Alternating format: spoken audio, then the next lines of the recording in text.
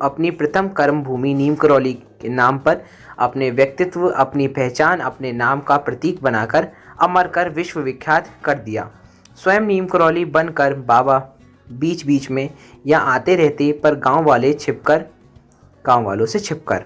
जब महाराज जी कुछ समय बाद कानपुर, मेरठ, इलाहाबाद, लखनऊ आदि जगह भ्रमण करते रहे, उत्तरांचल तक ख्याति पड़ी, तब महाराज जी का नाम बाबा नीम करौली हो गया। महाराज जी जब किसी अपने प्रिय को अपने स्थानों बारे में बताते तो नीम करौली का नाम जरूर लेते थे। श्री सिद्धि माँ से महाराज जी कहते थे, जब तू नीम करौली जाएगी तो हजारों की भीड़ तेरे कदमों में प्रणाम करेगी। महाराज जी माँ से हमेशा कहते थे, जहाँ तू रहेगी वहाँ आनंद रहेगा।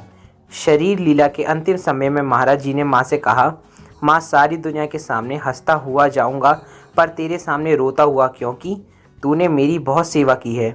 1935 के बाद महाराज जी ने नीम करौली धाम छोड़ दिया। महाराज जी ने अपनी सारी लीलाएं समाप्त की तो माँ के हृदय नीम करौली धाम की ओर खींचने लगा। माँ इस भूले बिसरे मंदिर को पुनरुद्धार करने चाहती थी। सड़क के किनारे छोटा सा जीर्ण मंदिर में शायद ही लोग जाते होंगे। नीम करौली गांव में जीवती माँ और छोटे माँ के वे विनोद जोशी के साथ आई। आधी रात लगभग फर्रुखाबाद स्टेशन पर उतरी और सुबह की प्रतीक्षा करती रही। आधी रात के बाद एक साधु आया जिसने उन्हें गांव तक पहुंचाने का रास्ता बताया। जब नीम करौली गांव पहुंचे तो लोगों ने उसे घेर लिया, जिनमें से कुछ वृद्ध महाराज जी के समय के थे। वे उनके साथ खेले भी थे। जब महाराज जी पाल कंपन की आयु में इस गांव में आए थे 1974 में, जब माँ यहाँ आई तो कोई रहने खाने की व्यवस्था नहीं थी। माँ की अध पकी रोटी गेहूँ, ज्वार, मक्का, चने की और बेस्वाद सब्जी मिलती थी। यहाँ माँ को नहाने और रहने खाने की समस्या का सामना करना पड़ा। ना भोजन, ना प्रसाद, ना शौच स्नान समुचित व्यवस्था थी। हनुमान जी का विग्रह भी बिना चोले के काला पड़ गया था। पहली बार विनोद जोशी जी के हनुमान जी को भली प्रकार नहलाकर पोंछकर चोला सिंदूर की कमी की वजह से अबीर से चढ़ाया गया। पर माँ को बाबा जी की कई बातों से प्रेरणा मिली रही थी। जिस मंदिर को बाबा जी खाली बनाकर छोड़ गए थे और कहा था कि यहीं बैठूंगा, इस मंदिर में शिवलिंग की स्थापना या शक्ति माँ की स्थापना के लिए गांव वालों ने कहा, पर बाबा को तो वहीं बैठना था। धीरे धीरे माँ के आने से सभी लोगों की हनुमान जी के प्रति निष्ठा बढ़ती गई। हनुमान जी के सिंदूरी चोले का नवीनीकरण होता रहा। जब माता तभी देवी जी के आश्रम की सेविका बनी, चमेली का तेल सिंदूर व्यवस्था करने जाती। सबसे पहले माँ ने बाबा जी को वह कमरा खुलवाया जिसमें बाबा जी बैठते थे। यह इतना छोटा था, इसमें सिर्फ कोई योगी ही धुनी जलाकर तपस्या कर सकता था। यह बाबा जी की प्रथम गुफा थी मंदिर के अंदर।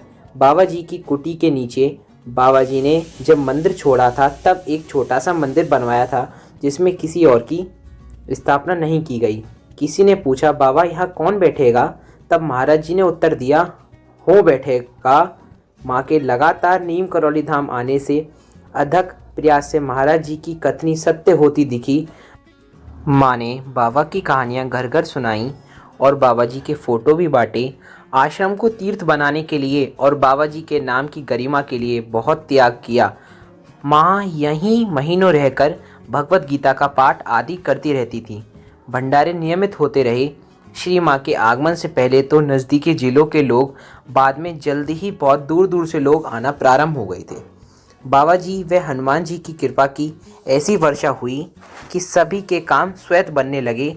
लोगों के कष्ट माँ स्वयं बाबा जी से प्रार्थना कर दूर कर देती और सभी की मनोकामनाएं मात्र मांगने से पूरी होने लगी। माँ ने कह दिया था कि मृत्यु तुल्य व्यक्ति को जीवन दान दिया है बाबा जी ने। माँ हमेशा लोगों को बाबा के अलौकिक किस्से सुनाती। मंदिर में भजन होते, पाठ चलते रहते, कवालियाँ होती। अब सोया सा नीम करौली गाँव जाग गया था। फलस्वरूप मंदिर में बाबा जी के प्रति लोगों में सेवा का उत्साह जाग गया। तब मंदिर क्षेत्र जिसे एक वृद्ध महिला ने बाबा जी को समर्पित किया था, उसके लिए नए नए सुझाव आने लगे। कुछ समय पश्चात 1980 से पहले लगभग श्री गंगादीन महाजन ने एक गुम्बद नुमा भवन बनवाया जिसे साधु सन्यासियों ने रुकने का जगह बना ली। बाद में इसे भी मंदिर में बदलने की राय आई। गांव वालों ने इसके प्रथम खंड में शंकर पार्वती और वैदित्व राम दरबार की स्थापना की। पर बाबा जी की जो बात थी, यहाँ ही बैठूंगा, कि मंशा ने इस प्रस्ताव को दूसरा मोड़ दे दिया।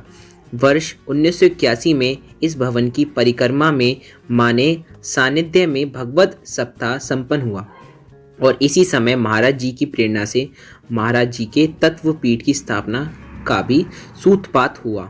15 फरवरी 1984 को मां महाराज जी वद्रा प्रेरित हो ग्वालियर के उद्योगपति भक्त श्री सीताराम गुप्ता वद्रा भवन को नया स्वरूप दिया गया और महाराज जी के संगमरमर के विग्रह की स्थापना की गई। यहाँ ही बैठूंगा इस बात के लगभग 60 साल बाद महाराज जी के इसी स्थान पर, जिसमें महाराज जी के विग्रह की स्थापना माँ के वादरा हुई। इस परम पावन कार्य में गुप्ता जी की बड़ी बहन, जिन्हें सब जीजी कहते थे, उनका और भाई अमरचंद का बड़ा सहयोग रहा। इस पुण्य अवसर पर हजारों लोगों ने भंडारे का प्रसाद पाया।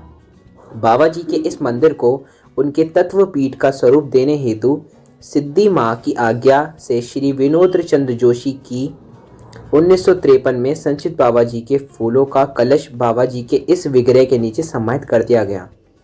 साथ ही श्री हनुमान जी की मंदिर, पुराने शंकर जी के मंदिर को भी नया रूप दे दिया गया।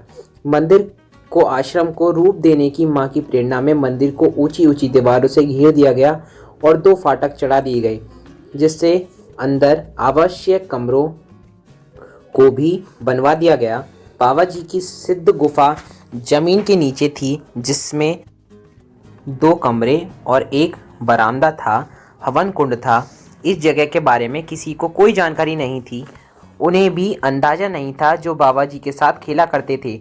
माँ इस गुफा को 2-3 सालों से ढूंढ रही थी, परंतु माँ को ये गुफा 1988 में मिल पाई। माँ इस जगह को ढूंढते ढूंढते एक जगह खड़ी हो गई और आग्रह करने लगी कि यह जगह खोदी जानी चाहिए। बस उसी जगह बाबा जी की कुटिया मिली, जिसमें कमंडल, चिमटा, विभूतियाँ, उपयोग की अन्य चीज़ें भी मिली। माँ ने कैंची आश्रम रखवा दी गई। इस गुफा के निर्माण में लखनऊ के इंजीनियर केहर सिंह जी, विनोद जोशी जी और माँ के साथ अनेक सहयोगी थे। गुफा पर माँ और जोशी जी ने किसी को काम पर नहीं रखा। जोशी जी ने स्वयं इसमें बांस बांधे काम करने हेतु और इंजीनियर पत्नी ने ईंट पकड़ाई। बाबा जी की प्रेरणा से ये कार्य भी संपन्न हो गया। गुफा को नया स्वरूप मिल गया, जिसमें पंछियों को रोकने के लिए जाली भी बंद करवा दी गई।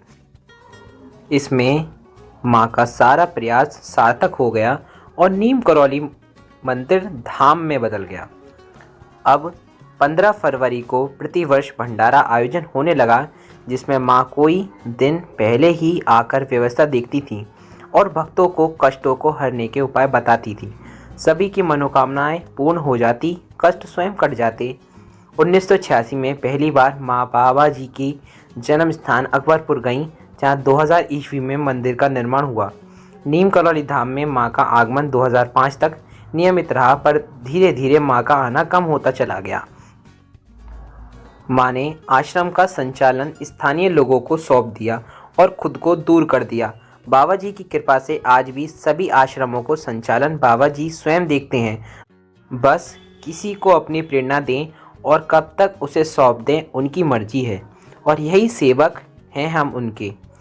नीम करौली धाम का इतिहास अलग अलग किताबों से प्राप्त होता है और कुछ कही सुनी है, स्वयं लिखी हैं। कृपया कुछ गलती करी गई हो मुझसे तो मुझे क्षमा कर दें। अगर आपको यह वीडियो अच्छी लगी हो तो कृपया सब्सक्राइब